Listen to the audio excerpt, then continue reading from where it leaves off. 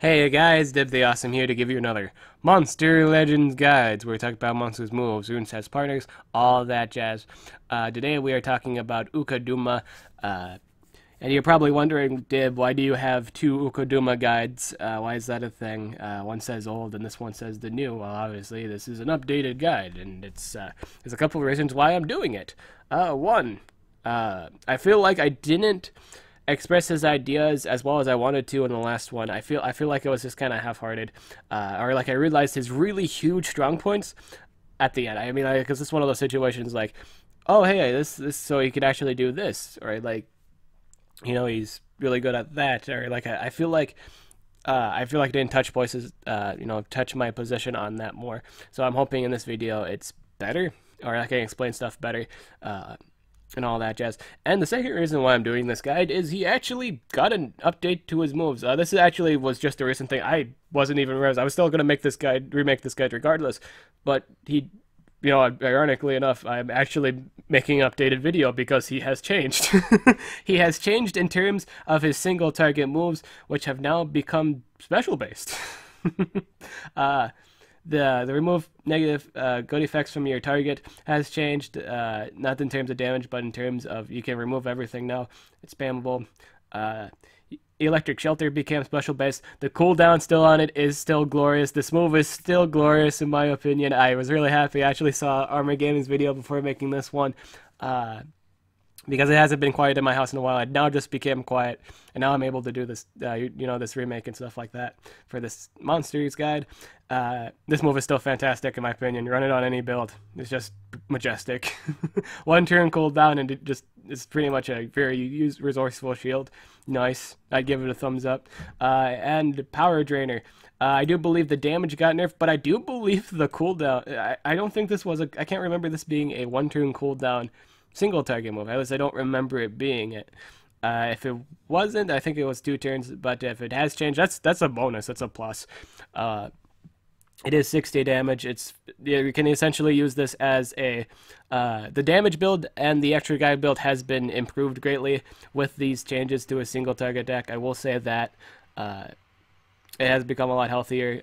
Like in terms of running, if you were to run those two builds, it run better, or like it runs a lot better now since you can do damage to thunder monsters now. That's effective.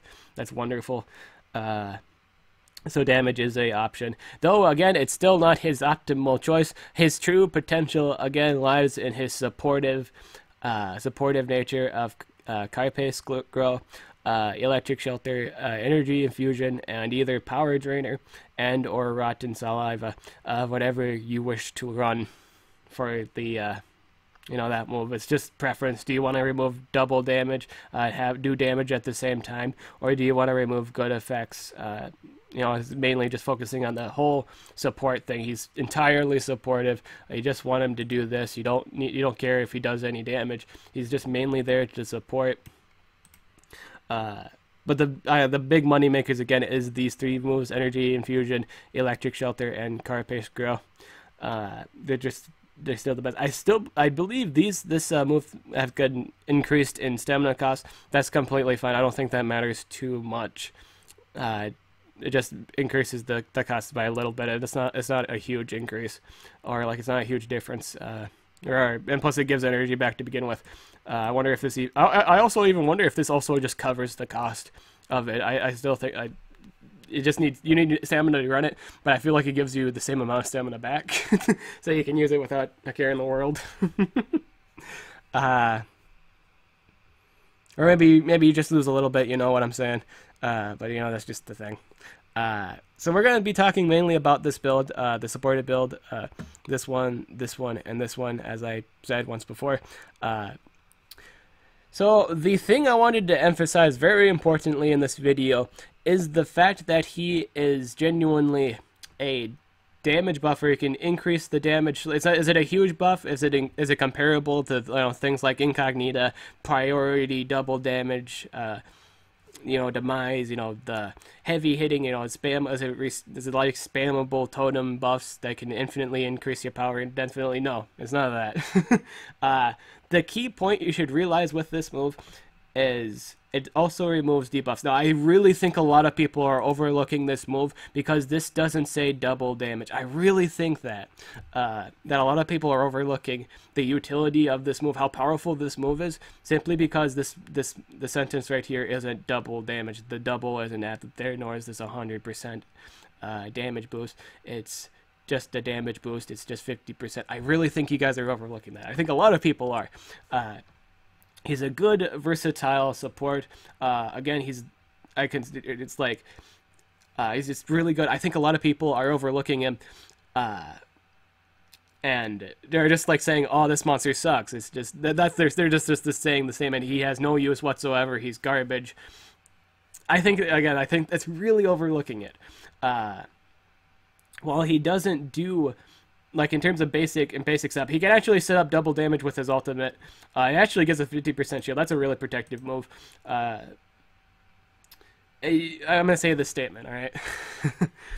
You don't have to have the best of the best buffs in the game to be a really, really good support. You don't have to have that.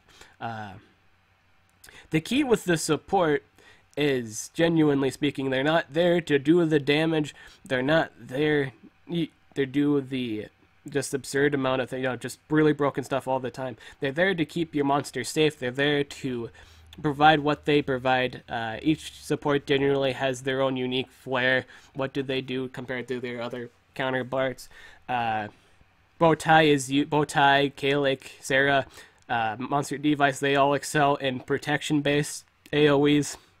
They excel in giving your monsters, immunity to possession, immunity to freeze, immunity to stun. That's just giving the immunities to deny.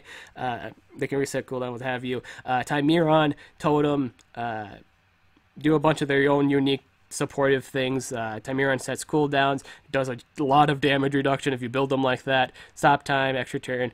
Can reset his own life with his ultimate. Totem, you can damage reduction, AoE damage reduction, indefinitely increase your power and or life, whatever you want.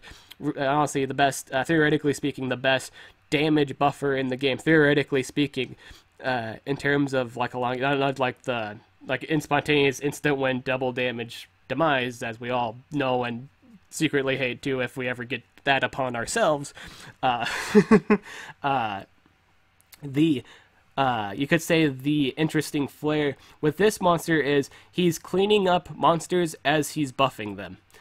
With a lot of buffers, it's usually a different move. Like a lot of supporters genuinely have another move that removes negative effects. But again, the key thing is it's on another move. It's not necessarily on a damage boosting and precision based move. And in terms of cooldown, this is very efficient. And we're also finding ourselves with a lot of monsters nowadays that reset the cooldowns on monsters. And this is very inefficient. This comes up a lot again. And we're also, speaking of which, we just got a new... I'm going to pull her up right here. We just got a new Nemesis monster that can apply damage reduction, blind, and remove good effects.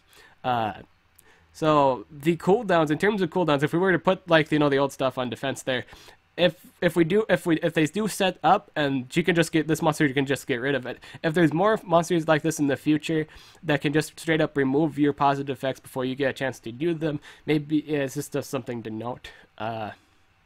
This monster can genuinely bring up his good AoE faster. Is it the best? Am I saying it's the most broken damage boost in the game? No. Is it still a damage boost? Yes. Is it efficient? Yes. It is in terms of efficiency of bringing it back up again, it's only on a 1-turn cooldown, and the damage boost and precision last 2 turns. I'm going to say this monster works really, really well.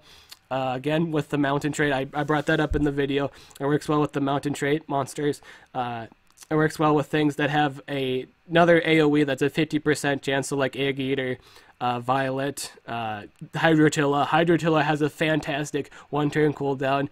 It's basically almost spammable AoE freeze. It's just a 50% chance though, so it does have the chance to miss. Very rarely does it ever miss though, but this is pretty much guaranteeing that AoE freeze. And you know how, personally, if you ever run that monster, it is really ridiculous. I run him a lot. If you ever seen him in any of my videos, you can tell how ridiculous it is just by the tone of my voice. I'm not kidding on that. But yeah, I like to call Ukuduma here a bouncer. I like to call this. I like to categorize this kind of supportive monster here as a bouncer. He's kind of like Gorin. Does Gorin do any AoE buffs? No, he does a single target, remove negative effects, and it does a shielding. The reason why I'm calling Gorin a bouncer, why I'm calling these two monsters bouncers, because I'm about to tell you guys how usually you should, how it usually plays out. Or like the main idea. You need this monster to go before your attacker. That's the turn order. It's usually your denier, that's the basic order to begin with. It's your denier that goes first, and then your support that goes second to give your monster the buffs.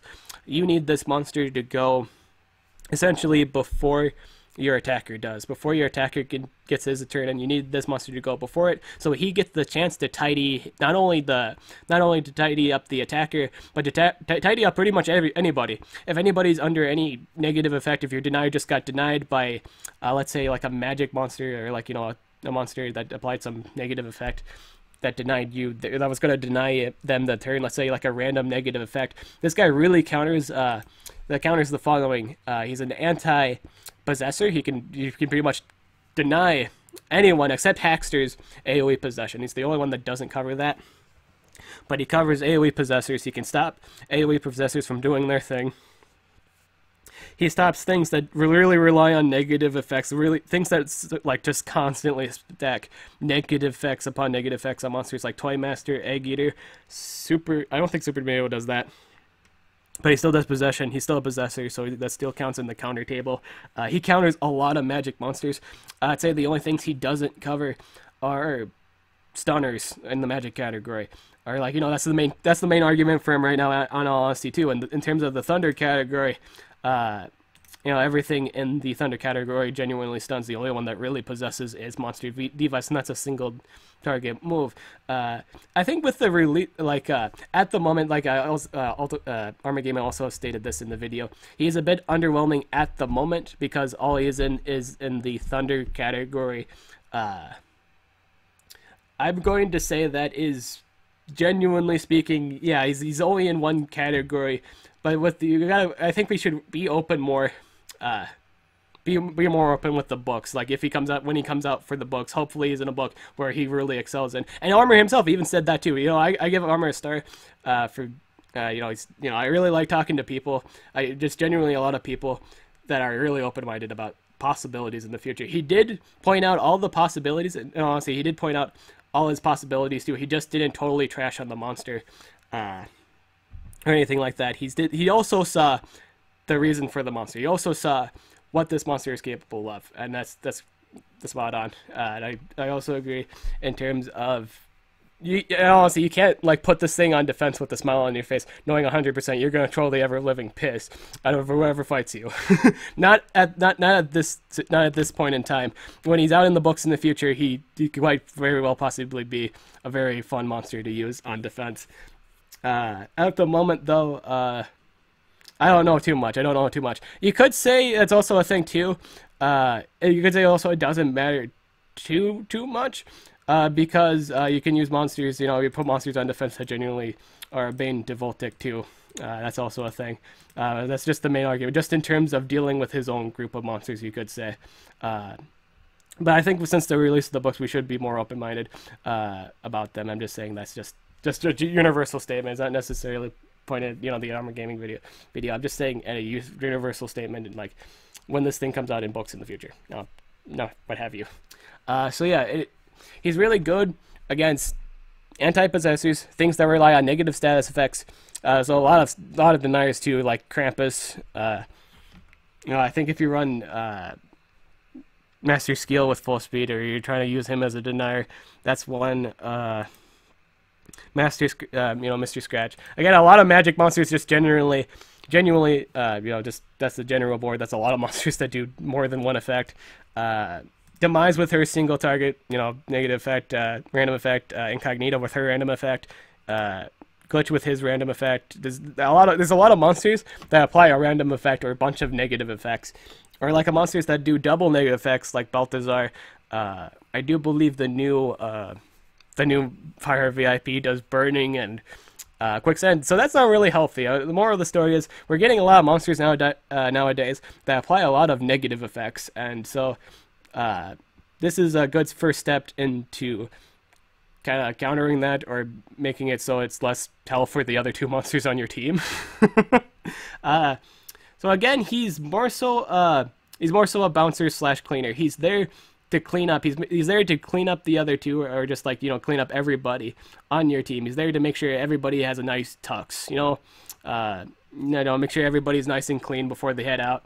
A night on the town, what have you. He's there to again watch and clean, and provide shields if needed be. This scales well. I'm gonna say the shield scales well. Like any shielding, any AOE shielder that can apply shielding scales. The more life they have, the more the shield scales off. So you can essentially put 2 team lives on this monster, 7 or 8. I'd say in terms of like the best more bang for your buck, or the best bang for the buck. You could run. I don't think there's much difference between an 8 and a 9. I wouldn't think anyway. I think there's like a 6% difference possibly, but for the most part, 7s or 8s are just fine, perfect. I'm doing the all right side. If you are running, I'm gonna say if you're running ranked up monsters with this monster too, that's more life, so it's again scaling. I'd say this monster works fantastic with other ranked up monsters, or monsters that have a generally high life pool and or have a naturally high life. Again, I just said that twice, didn't I?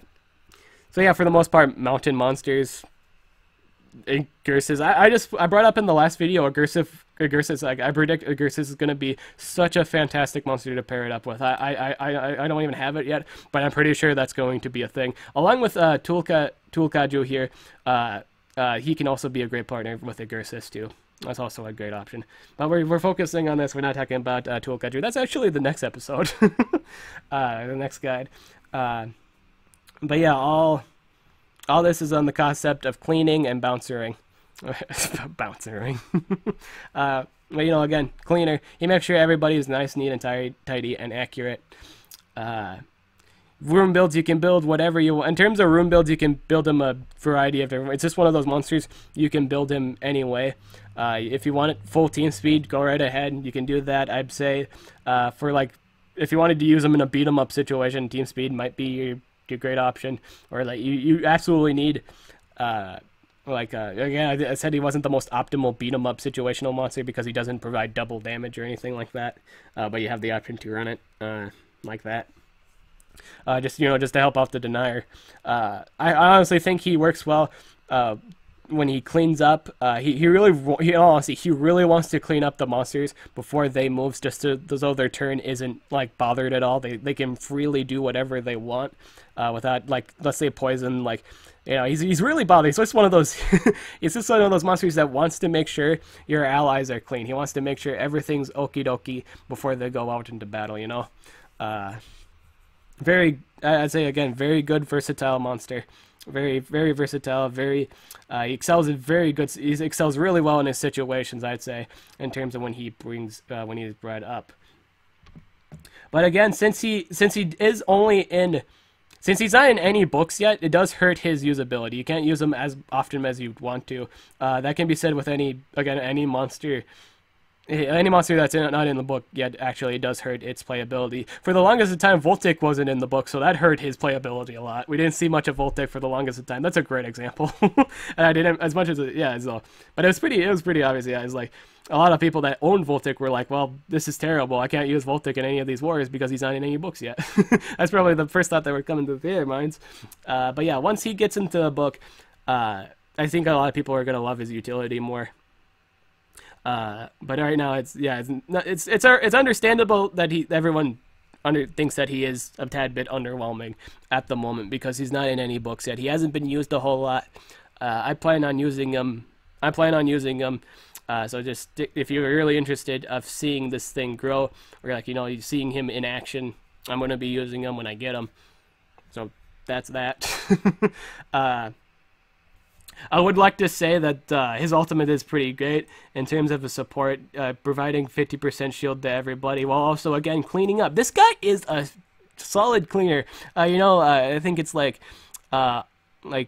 Captain Levy or Attack on Titan. Levy, like the guy, the captain of the Titan slaying squad, or Levy squad, would really like to shake this guy's hand. He is like he just cleans up those negative effects like no tomorrow. This guy just got good vibes. That's all he's got. He's just got good vibes all around.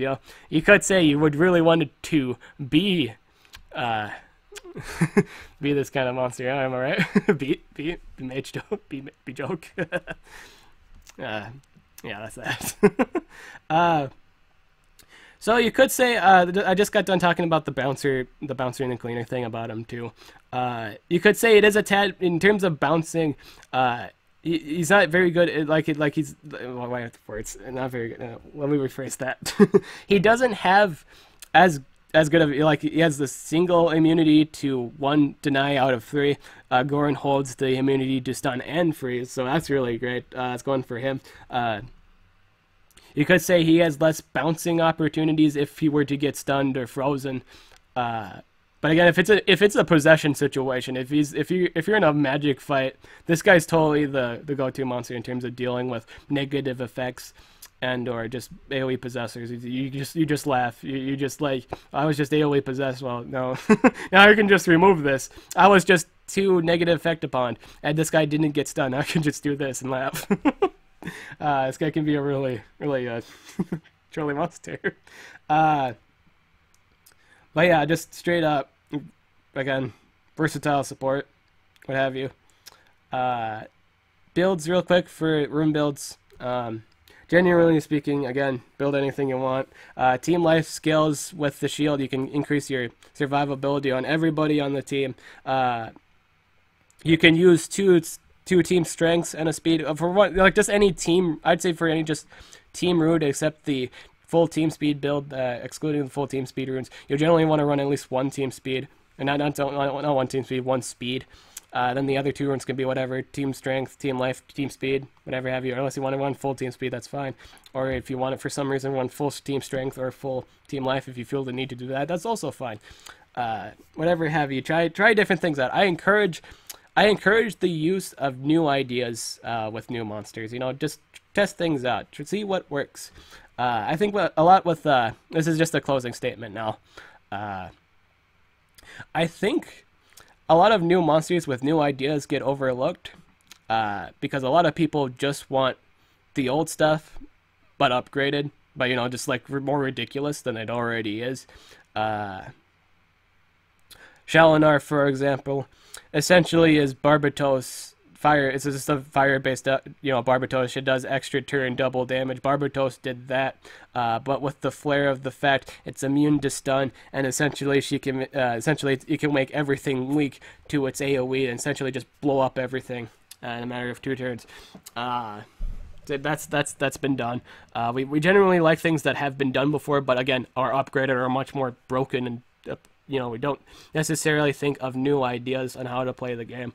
And I think this is just one of those monsters that offers something new to the table, or at least a lot of people overlook, because again, it didn't hold double damage. In all honesty too, if this thing was double damage, no, yes, it would not only would it be better true, but I think if it was double damaged, I think people wouldn't overlook it. I just, personally, that's just my thing. I think if this did say double damage, if they did look at this monster, if it did say double damage, I feel like their opinion would be like, oh, wow, this is fantastic. This monster is really great, really strong, because he holds double damage, remove negative effects, and precision. I think that once they looked at this move, they completely ignored the fact it also removed debuffs. That's just my opinion. So in terms of rating, I give this monster a solid 7. At the moment, when he's in the future, when he's more of a, when he's in books, when he's used more, he's going to be totally bumped up to 10. But right now, at the moment, he is just at the moment, I have to judge him based on, I do these guys on a competitive aspect. I give it a 7 because right now he's not in any of the books. He just has to deal with a lot of stunners. This is stuff he has to deal with at the moment. But when he's in books, he's going to get better. But yeah, I give him 7 out of 10. Reason like there's 3 points. 1, he's not, again, he's not in any of the books. That's a point off. 2, he has to deal the stuff he has to deal with Essentially, it's just all stunning, and like it's the same thing pretty much. It's not the first monster that's kind of like this too. Like let's say Varna.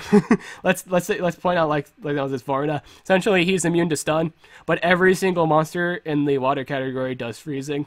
So he's not the only monster. You know, honestly, this isn't the only monster that suffers from not having the same trait in the different same category. Essentially, I don't know if you can just build that. You can build around that essentially, but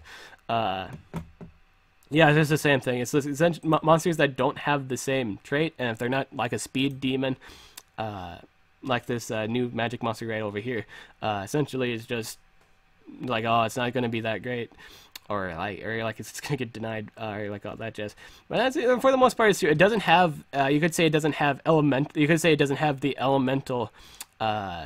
Efficiency. I was gonna say elemental efficiency, no, or elemental resistance. You could say the elemental resistance. Like how most thunder monsters have stuns. So immunity stun would be the thing. Not many thunder monsters in the thunder category actually, surprisingly, don't hold immunity to stun. The only few monsters I know of is Mercurius, Thyra with the self setup, and you know what? I think that's it.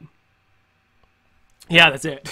In terms of the thunder category, the only two monsters that are immune to stun would be Mercurius and Thyra.